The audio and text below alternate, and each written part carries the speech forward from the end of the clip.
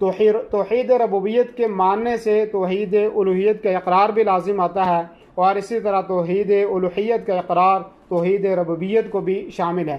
اس کے باوجود عہد قدیم سے لے کر دور جدید تک ایسے کافر ملیں گے جو توحید ربوبیت کا اقرار تو کرتے ہیں لیکن وہ توحید الوہیت کے منکر ہیں۔ توحید ربوبیت جس کا وہ اقرار کرتے ہیں، اس سے انہیں توحید الوہیت کی رہنمائی نہیں ملی، اور نہ ہی انہوں نے تمام عبادتوں کو اللہ کے لیے خالص کرنے کی ہدایت ان کی جولی میں آ سکی۔ اس کی وجہ یہ ہے کہ انہوں نے رسولوں کو جھٹلایا جبکہ ان کے پاس واضح نشانیاں اور حیرت انگیز معجزے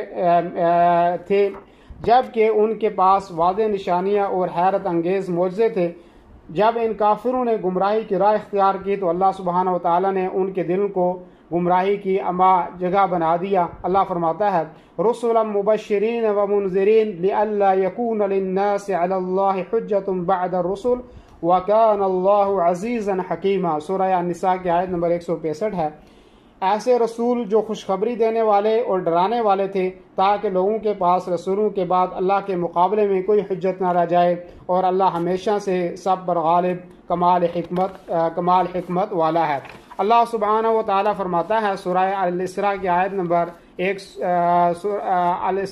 نمبر 15 کے اندر وما كنا معذبین حتی نبعث رسولا، اور ہم کبھی عذاب دینے والے نہیں یہاں تک کہ کوئی پیغام پہنچانے والا بھیجیں۔ توحید الاسماء و صفات، اس کا معنی یہ ہے کہ اللہ نے اپنی کتاب میں اور رسول اللہ صلی اللہ علیہ وسلم نے اپنی احادیث میں اللہ کے جن خوبصورت ناموں اور بلند صفات کو ثابت کیا ہے ان کو ثابت کیا جائے، اور بغیر کسی تحریف کے اور بغیر تعطیل کے اور بلا کسی تکییف اور تمثیل کے۔ اللہ سبحانہ و تعالیٰ سورہ الشورى کی آیت نمبر 11 کے اندر فرماتا ہے لیس کمثلہ شیء وہو السمیع البصیر، اس کی مثل کوئی چیز نہیں، وہی سب کچھ سننے والا، سب کچھ دیکھنے والا ہے۔ اللہ سبحانہ و تعالیٰ آپ نے ہم مثل کی نفی کی ہے، اللہ سبحانہ و تعالیٰ نے اپنے ہم مثل کی نفی کی ہے اور اپنے لیے اسماء و صفات کو ثابت کیا ہے۔ مثلا السمیع اللہ کا نام ہے جس سے ہم ثابت کرتے ہیں، اسی سے اللہ سبحانہ و تعالیٰ کی صفت سمع بھی ثابت ہوتی ہے۔ اللہ کی صفت سمع اس کے شان ہے، نہ کہ اللہ سبحانہ و تعالیٰ کی صفت سمع اس کے شیان ہے، نہ کہ مخلوق کی مانند، بلکہ اللہ کی سماعت عظیم ہے۔ جس طرح اللہ کو زیبا دیتا ہے، اللہ پاک کی سماعت کسی مخلوق کی سماعت کے مشابہ اور ہم مثل نہیں ہے۔ یہی صورتحال صفت استوا کی بھی ہے۔ اللہ سبحانہ و تعالیٰ کا فرمان ہے الرحمن علی العرش استوى، سورہ طٰہٰ کی آیت نمبر 5 ہے کہ جو رحمان ہے عرش پر قائم ہے۔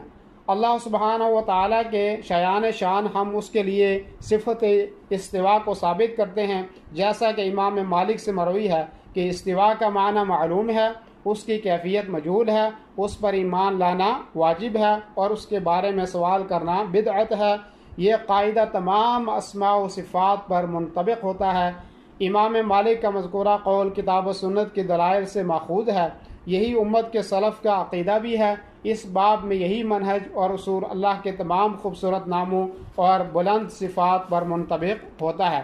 اللہ سبحانہ و تعالیٰ قرآن کریم کی سورہ الاعراف کی آیت نمبر 180 کے اندر فرماتا ہے وَلِلَّهِ الْأَسْمَاءُ الْحُسْنَى فَادْعُوهُ بِهَا وَذَرُوا الَّذِينَ يُلْحِدُونَ فِي أَسْمَائِهِ سَيُجْزَوْنَ مَا كَانُوا يَعْمَلُونَ، اچھے نام اللہ ہی کے ہیں، سو ان ناموں سے اللہ ہی کو موسوم کیا کرو، اور ایسے لوگوں سے تعلق بھی نہ رکھو جو اس کے ناموں میں کجروی کرتے ہیں، ان لوگوں کو ان کے کیے کی ضرور سزا ملے گی۔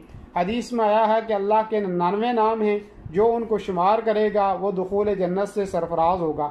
اللہ سبحانہ و تعالیٰ کے ناموں کی تعداد صرف 99 ہی نہیں ہے، بلکہ اللہ کے اور بھی بہت سے نام ہیں، ان میں سے کچھ کا علم اللہ نے اپنے لیے خاص کر رکھا ہے۔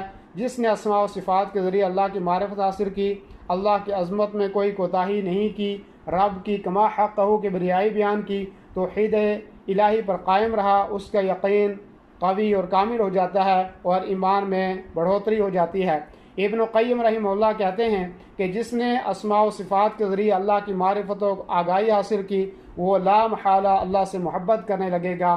اے اللہ، ہم تیرے اسماء و صفات کے توسط سے تجھ سے یہ دعا کرتے ہیں کہ ہمارے دلوں کو اپنی معرفت تعظیم اور محبت سے آباد کر دے، ہمارے دلوں میں حسن عبادت کی جو چاہت کو جگا دے، اپنے ناموں کی برکتوں، ان کے اثرات اور بیش بہا ثمرات سے ہماری دنیا اور آخرت سنوار دے۔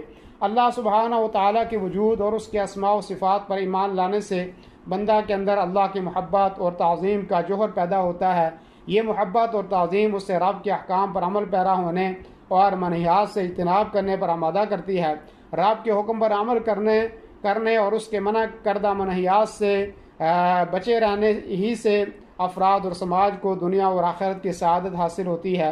اللہ سبحانہ و تعالیٰ فرماتا ہے، من عمل صالحا من ذکر او انثى وهو مؤمن فلنحيينه حیاتا طیبہ ولنجزینہم اجرہم باحسن ما كانوا يعملون۔ سورہ النحل آیت نمبر 97۔ جو شخص نیک عمل کرے، مرد ہو یا عورت، لیکن با ایمان ہو، تو ہم اسے یقیناً نہایت بہتر زندگی عطا فرمائیں گے اور ان کے نیک اعمال کا بہتر بدلہ بھی انہیں ضرور دیں گے۔